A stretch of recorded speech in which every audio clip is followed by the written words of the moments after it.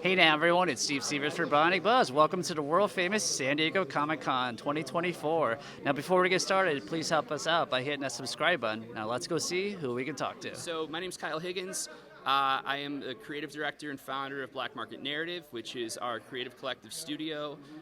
We make a lot of comic books and as well as some other things outside the box, different medium approaches to storytelling, including some upcoming audiobooks. And as of today, we're announcing we're actually producing with Steven Schneider from Paranormal Activity, Insidious, and Late Night with the Devil, a true crime found footage superhero documentary that is in universe with one of our books called No One.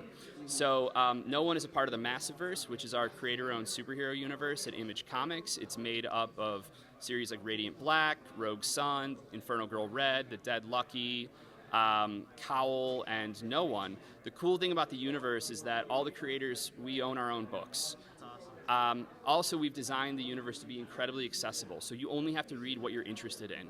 None of the books, if you only are interested in Power Rangers with adult problems and just want to read Radiant Black, you can just read Radiant Black. If you're interested in like a supernatural Batman Beyond with like a kind of crappy dead dad who haunts the suit, and this gothic superhero series, you can just read Rogue Sun. YA Hope Punk is your thing, Infernal Girl Red. The Dead Lucky, about a soldier with PTSD coming back to San Francisco in kind of a cyberpunk LGBTQ series as she's trying to save the city from these tech bros and robots. That's The Dead Lucky. No One, true crime superhero series. Once a year, the books cross over in a 50-page one-shot called Supermassive. You don't have to read it if you're not into it. You can read it without reading anything else. Again, we designed it all to be incredibly accessible, but also additive if you do want to go down the rabbit hole and read more and more things. That's amazing. I also overheard you got a great cast for the audiobook. Yeah. So this one I'm really excited about. We're going to be announcing more cast today at our panel. By the time this comes out, it'll already be announced. Exactly. But in April at C2E2, we announced that Radiant Black, we're doing an audiobook adaptation of the series. So Volume 1, we're targeting to be out in November. It's playing the two Radiant Black leads are I've said the character names. It's Will Friedle and Ryder Strong from Boy Meets World, and obviously Will from Batman Beyond. Yeah. Today we're excited to announce that we have some more cast joining us. So from Star Trek Picard and actually the Who Is No One audio podcast, we have Todd Stashwick playing our cosmic antagonist 001, who all the radiance and the weapons all come from originally, playing Mr. Burnett, who is one of our main characters' fathers. He's the father of the Massiverse, you could say. Lauren Lester from Batman the Animated Series and our No One audio series. Kim Rhodes from Sweet Life of Zack and Cody and Supernatural is playing Nathan's mom, Mrs. Burnett. Radiant Pink from Star Trek Strange New Worlds, Melissa Navia is playing Eva. If you like Jujutsu Kaisen, you're going to be interested in Radiant Red, who's being voiced by Ann Yatko. And from Too Many Credits to Name, including The Last of Us, we have Troy Baker playing our bad boy anti-hero of the Massiverse named Shift. Yeah. All right, lastly, social media for you and the company. Yeah, so to kind of learn more about the universe, pick up books, we have all these cool exclusive covers. We do drops like that through our newsletter. You're going to want to go to blackmarket.la, sign up for the newsletter there. That's where you can get all the latest on like announcements, cast announcements, stuff on the movie, as well as, like I said, we do all these like cool limited edition like foil variants and like blacklight issues and things like that. Social-wise, you can follow me at Kyle D. Higgins on. I don't really post that much anymore on Twitter. Too busy. Yeah. And then the Black Market Narrative has an account. It's at Black Market NAR on Instagram and Twitter. But again, the newsletter is probably the best place to find us. Yes. Tell us about Radiant Black. Radiant Black is sort of the flagship comic of the Massiverse. It's the first one that Kyle and Marcelo came up with. And it is about a guy who finds a miniature black hole that gives him gravity powers and sort of plays with the imagery of the tokusatsu stories, but with a very modern millennial kind of bend to it. It's about real problems and real repercussions, and it's a bunch of stories that we've wanted to tell for a while. That's very cool. Well, here at Bionic Buzz, we're all about people's passion. Where did your passion for comic books come from? A certain issue or something that was just natural for you? Sure. Oh, my dad collected comics growing up. You know, it was the '90s. It was the big boom. Nice. But like a lot of things with my dad, it wasn't about like what's going to be the best investment. It was like, oh, I finally have an excuse to read this, Golden Key Davy Crockett comic from back in the '50s or whatnot.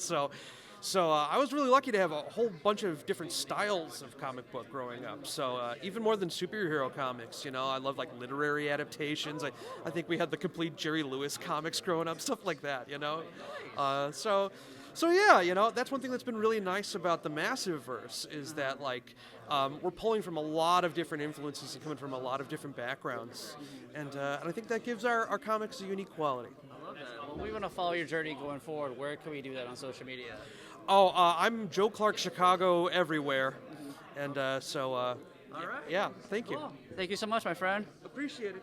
Hey, Melissa, tell us about Dead Lucky. Absolutely. So Dead Lucky takes place in San Francisco. It is about a veteran named Bibi who comes back from a horrific accident in the Jordan, loses most of her squad, comes back to San Francisco with a lot of PTSD she doesn't want to deal with, and discovers that the city has been privatized by a company called Morrow. So essentially they're running the city as if it's a for-profit company and kind of leaving a lot of people in the dust. And as somebody that was a soldier, she doesn't like that, and so she takes these powers that she inherited through that horrific accident and possesses a bunch of robots and decides she's going to build a bunch of mechs and fight back. That sounds awesome. Yeah, it's a lot of fun. Well, here at Bionic Buzz, we're all about people's passions. Where does your passion for comic books come from? A certain issue or something that was just natural? It started in video games, believe it or not. Like, I read an Injustice, I played the Injustice game when it first came out, and I got the deluxe edition because I love collectibles, and it came with the first issue. And so when I was a kid, I didn't really have access to comic books. I was a girl. My dad was an immigrant, and he still is a citizen now, but it wasn't something we could really share together. So I kind of I loved superheroes, but I never really could go to a comic book shop. So that was the first comic that I really read, and when I got to I didn't even understand that wasn't the whole story. I was just where's the rest? So I had to go to a comic book shop and find year one and then year two, and so I fell in love with Tom Taylor's work. And so then when I started working with Power Rangers as an executive, Boom Studios got the license for Power Rangers, so I was the executive on the brand at the time, and so I learned comics, and so that's when I fell in love with the process of comics. Working with the writers, the letterers, the inkers, the colorists, and seeing it all come together. I just fell in love. It just became a true passion for me, especially with those books. And so that's how I met Kyle. That's how I met Ryan. And so when I became a writer at the end of my run as an executive, it just became a natural fit to come over and do something here with Kyle. So cool. Yeah. Well, we want to follow your journey going forward. Where can we do it on social media? You can find me on Twitter and Instagram at Misty_Flores. All right, keep the amazing work, my friend. Pleasure to meet you. All right, Ryan, tell us about Rogue Sun. Okay, Rogue Sun. It's like speed dating. It's fun. So Rogue Sun. It's about a 17-year-old kid. His name's Dylan Siegel, and he lives in New Orleans. His dad left when he was a little kid, and so he's kind of turned into a little bit of an asshole.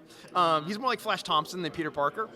Anyways, he finds out his dad's has passed away, and so when he goes to the will reading, he finds out his dad was actually a superhero named Rogue Sun, and he has left him the mantle. In order to be that guy, he has to learn about the guy that he hated his entire life. So it's sort of and the other thing is when he puts the helmet on, there's actually a ghost of his father standing there watching him, telling him he needs to do better, he needs to try harder, and all that stuff. So it's basically sort of a weird father-son, fractured superhero story. Yeah. We've done comic books for a while. You wrote for Power Rangers. So here at Bionic Buzz, we're all about people's passions. Where did your passion for comic books kind of come from? A certain issue or something that was natural for you as a child? So I went to art school to draw comics when I was a kid. That was what I wanted to do. I made comics with my friends in high school, made my own characters. The first character I ever created was a character named Neither Man, which I thought was super exciting because he's neither man nor beast or whatever. I thought I was super excited about that. But I always wanted to do that, and then I realized I was never going to be J. Scott Campbell or Jim Lee, and so I went into film school. But I never lost sort of my love for comics, I would still like go back. I made a comic book found footage superhero movie with my buddies in college. So like it's never been gone away. Because I mean, I was like 14 when Image started, and I bought every Image book. Like literally, I bought Troll and Glory, every Homage Studios book. I bought them all. So it's been fun, and that was why it was so crazy when Kyle was like, "Hey, now that we're doing comics," he's like, "I'm doing this book of an Image. Do you want to do a superhero book at Image?" I was like, That's the idea that I have a superhero at Image and that I could be on the booth is absolutely insane. That's amazing. Yeah. Well, we want to follow your journey going forward. Where can we do that on social media? I'm on Twitter, or is it X? I don't know what it's called nowadays. called Twitter. So it's called Twitter. Yeah, I'm at that Ryan Parrott. So that's me. That's the only place to go. Awesome. Thank you so much, my friend. Pleasure, man. Thank you. All right, Brian, tell us about working on No One. It's sort of the culmination of a couple of years. It took us a long time to get there, but real happy with the outcome. I mean, we've got a sort of a very dense, deep story with a lot of characters, and looking forward to the next step, obviously, with the movie. Yeah, talk about that. That's really exciting. Yeah, I mean, I don't know how much we can say except for the fact that it is a continuation of this story. It's building off of everything that we did that we've been planning for a long time, and hopefully, people will finally get some answers. Or will they? I don't know. Yeah. We'll see. Well, here at Bionic Buzz, we're all about people's passions. Where did your passion for comic books kind of come from and led you on this journey? Was it a certain issue or something that was just natural for you? I mean, I read comics as a kid. X-Men 137 is like my holy grail. Death of Phoenix.